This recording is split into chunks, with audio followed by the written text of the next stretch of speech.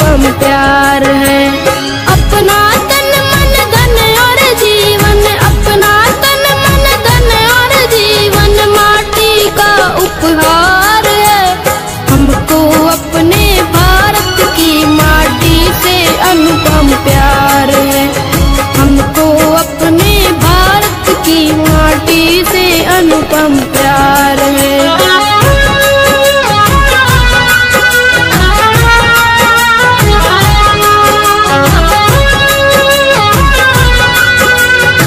वक्रतुंड महाकाय सूर्यकोटि समप्रभ निर्विघ्नं कुरु मे देव सर्वकार्येषु काल करे सो आज कर, आज करे सो अब, पल में प्रलय होएगी बहुरी करेगा कब। नमस्कार, दिनेश कुमार माली, कक्षा 10वीं, विषय गणित। हम जो अध्याय कर रहे हैं बहुपद, जिसमें हमने द्विघात बहुपद के शून्य ज्ञात करना सीखा। आज जो हम ज्ञात करने वाले हैं, जो द्विघात पद के शून्य होते हैं उनके गुणांकों के बीच में क्या संबंध होता है, द्विघात बहुपद के शून्यकों और गुणांकों में क्या संबंध होता है, वो हम सीखने वाले हैं। तो हमारे सामने प्रश्न इस प्रकार से है, निम्न द्विघात बहुपदों के शून्य को ज्ञात कीजिए। पहले जो द्विघात बहुपद उसके x के दो शून्य आएंगे या मूल आएंगे, वो ज्ञात करेंगे और शून्यकों तथा गुणांकों के बीच संबंध की सत्यता की जांच करेंगे।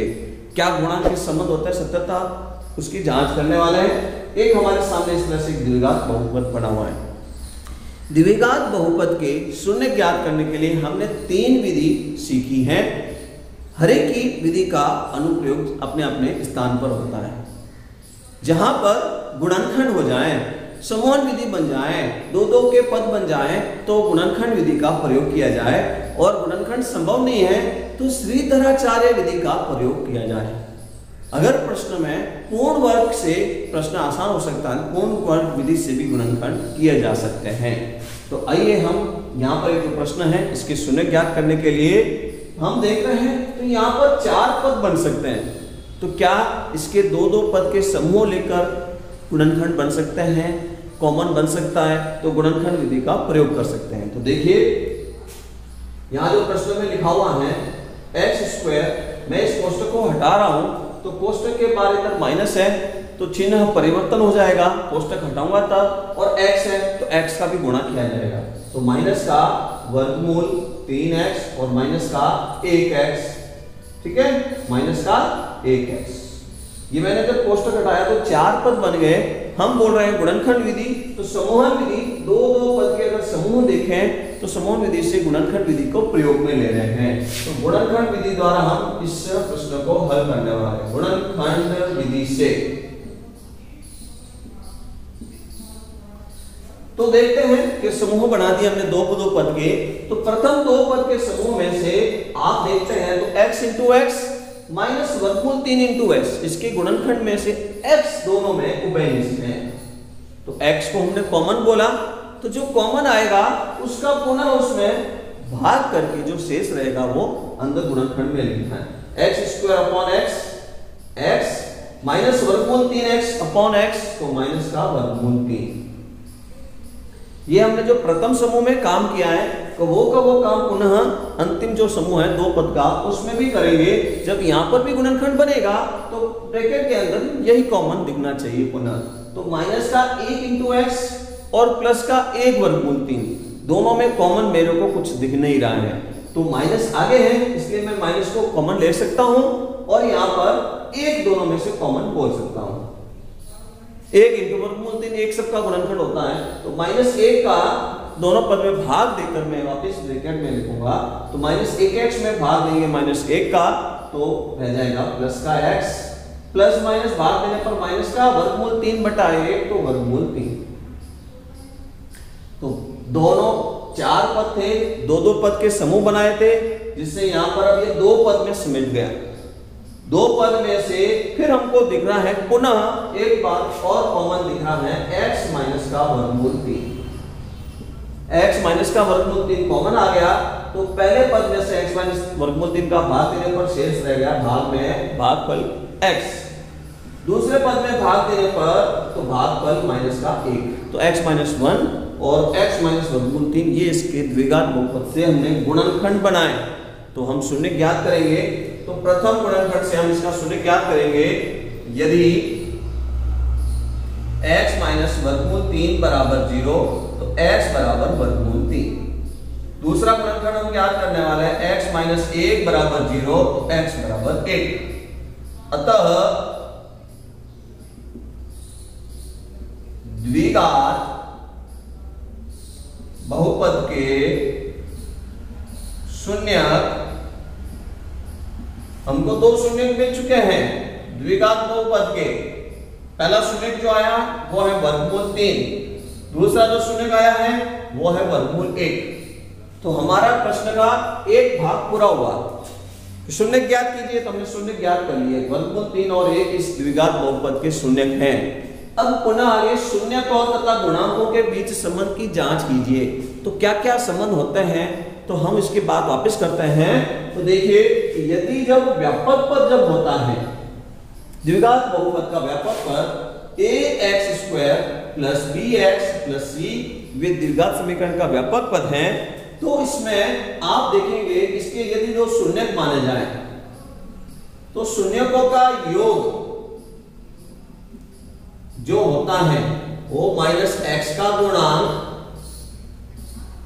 अपॉन अचर पद x² का गुणांक।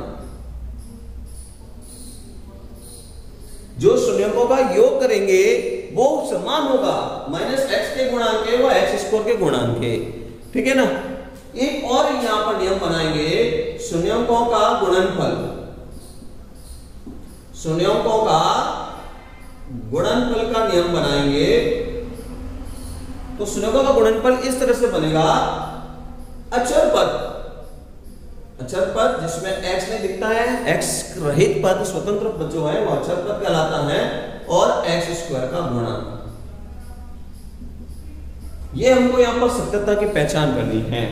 तो अभी हम यहां पर सत्यता की पहचान करने के लिए शून्यकों का योग हम कर सकते हैं। वर्गमूल 3 प्लस 1 शून्यकों का योग हो गया। तो क्या इस जो नियम से भी ये वर्गमूल 3 प्लस 1 आ रहा है नहीं आ रहा है, यही हमको जांच करनी है। ठीक है। तो द्विघात समीकरण से मैं पहले बात करता हूं, x² माइनस का वर्गमूल 3 प्लस 1 x प्लस वर्गमूल 3। तो इस नियम से मैं बोल रहा हूं शून्यकों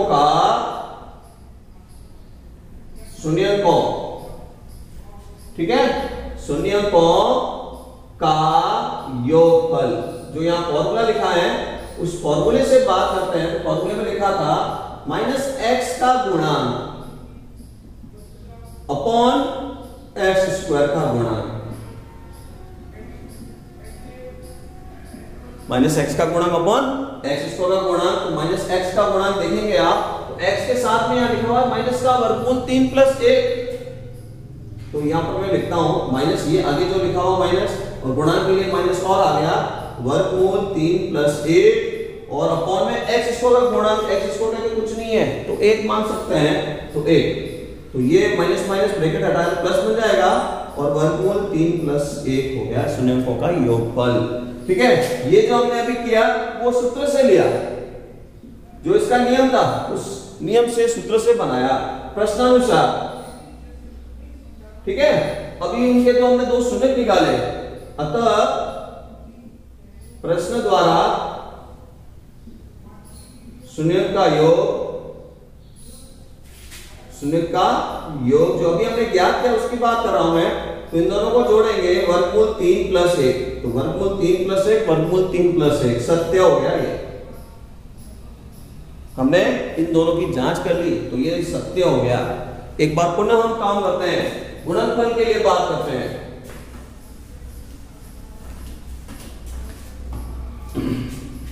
गुणनफल के लिए बात करते हैं तो शून्यकों का गुणनफल, शून्यकों का गुणनफल। तो पहले हम लेते हैं सूत्र से।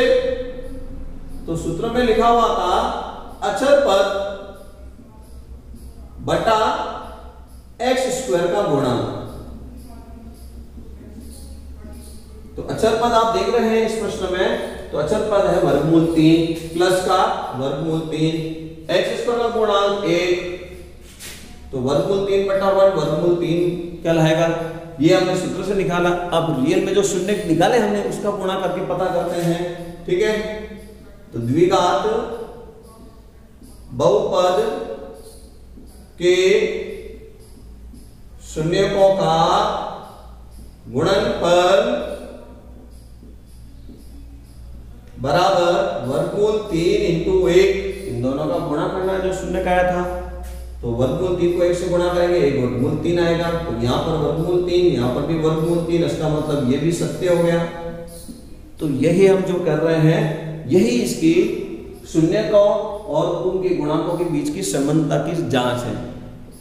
शून्यकों का सूत्र से और जो रियल में शून्य ज्ञात किए हैं उनका योगफल समान है।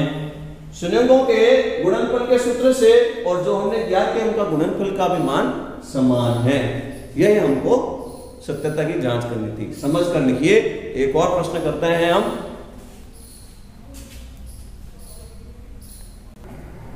तो एक प्रश्न हम और दो करने वाले हैं। प्रश्न इस तरह से है, 2x की घात 2 माइनस 5x प्लस 3। तो गुणनखंड विधि से इसका प्रयोग करके हम इसके x के मान ज्ञात करते हैं, अर्थात समय ज्ञात करेंगे हम। जो यहाँ लिखा हुआ है हम इसको समूहन विधि के लिए ये बीच में जो माइनस का 5x लिखा हुआ है इसका हमको 2 प्लस माइनस में लिखकर तोड़ना है। गुणा करने पर चाहिए हमको 3 इंटू 2, दोनों प्लस के हैं। गुणा करने पर आवश्यकता है 3 इंटू 2 प्लस का 6। जोड़ने पर बीच वाला जो पद है ये हमको लाना है, जोड़ने पर माइनस का 5। जोड़ने पर माइनस का चाहिए और गुणा करने पर प्लस का चाहिए। इसका मतलब गुणा करने पर प्लस कब होता है कि जब दो संकेत या तो दोनों माइनस के हो या दोनों ही प्लस के हो। अगर हम दोनों प्लस के लेंगे तो माइनस का मिलेगा नहीं, तो इसलिए यह संभव नहीं। तो हम ये बोल सकते हैं कि दोनों नंबर माइनस के ले लें तो वो प्लस का हो जाएगा। तो ऐसे नंबर जो भी है आप गुणा करने पर 6 आए वो लिख दीजिए। तो 1 इंटू 6 दोनों ही माइनस के लेने होंगे, या 6 इंटू माइनस 1 तो ये 6 हो गया, या माइनस का 2 इंटू माइनस का 3 जोड़ने पर ये प्लस का 6 हो गया। व्युत्क्रम भी बोल सकते हैं, दोनों में से एक बोलना। अब इसी में से इसको जोड़ने पर बात करेंगे तो माइनस को 1 और माइनस का 6 जोड़ेंगे तो माइनस का 7 होगा। हमको तो चाहिए माइनस का 5, ये संभव नहीं। माइनस का 2 और माइनस 3 को जोड़ेंगे, दोनों ही संख्या ऋणात्मक है तो जोड़कर ऋणात्मक ही लिखा जाएगा और माइनस का 5 बोला जाएगा। तो ये दोनों हम इस माइनस 5 के स्थान पर लिख सकते हैं, माइनस 2 और माइनस 3। ठीक है, तो हम गुणनखंड के लिए काम शुरू कर रहे हैं। तो समूहन विधि का प्रयोग करना है, 2-2 के समूह बनाएं। तो 2-2 के समूह बनाने के लिए इसको गुणनखंड के रूप में तोड़ने के लिए काम करेंगे।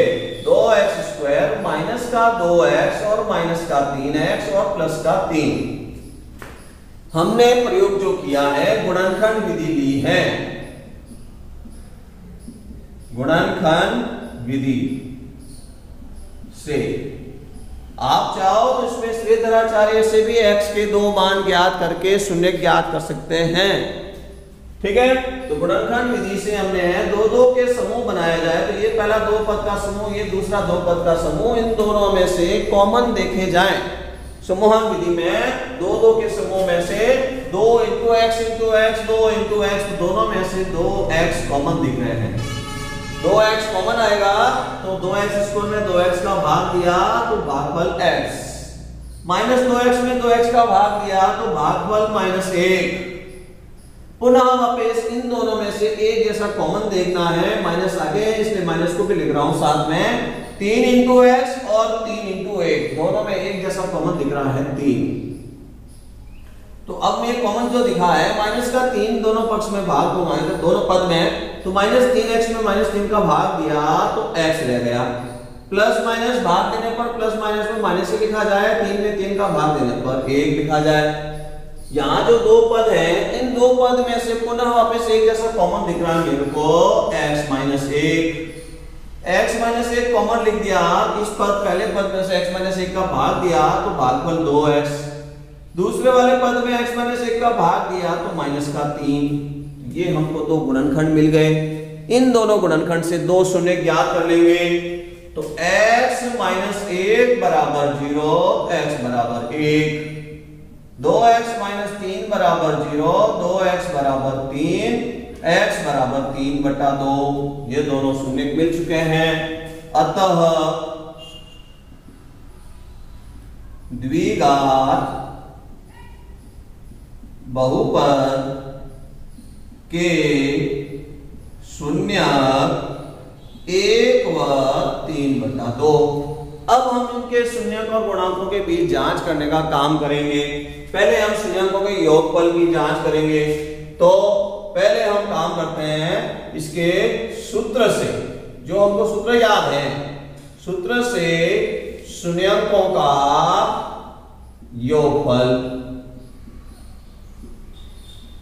तो सूत्र से शून्यकों का योगफल ज्ञात करने के लिए जो नियम था, माइनस x का गुणांक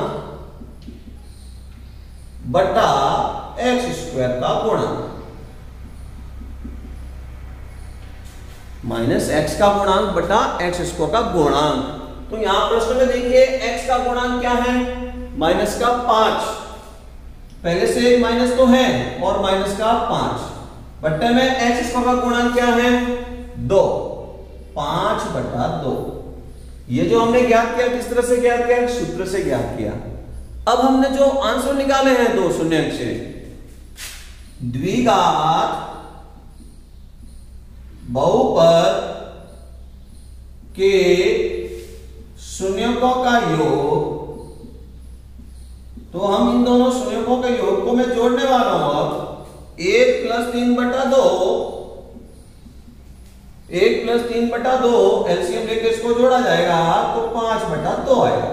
तो ये पहला सिद्ध हो गया सूत्र से, 5/2, जोड़ने पर भी 5/2। ठीक है, नेक्स्ट अब वापिस पुनः एक बार और गुणनफल के रूप में बात करेंगे। तो पहले हम सूत्र से शून्यकों का गुणनफल,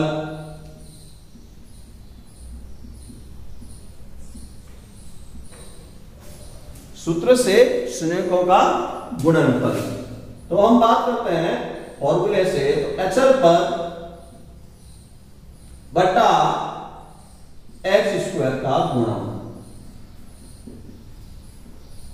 तो प्रश्न से देखिए आप, प्रश्न में लिखा हुआ है अचर पद यानी x रहित, जिसमें x नहीं दिखता है, प्लस का 3 और बट्टा x स्क्वायर का गुणांक, x स्क्वायर के आगे जो इनको में लिखा हुआ है प्लस का 2, 3/2।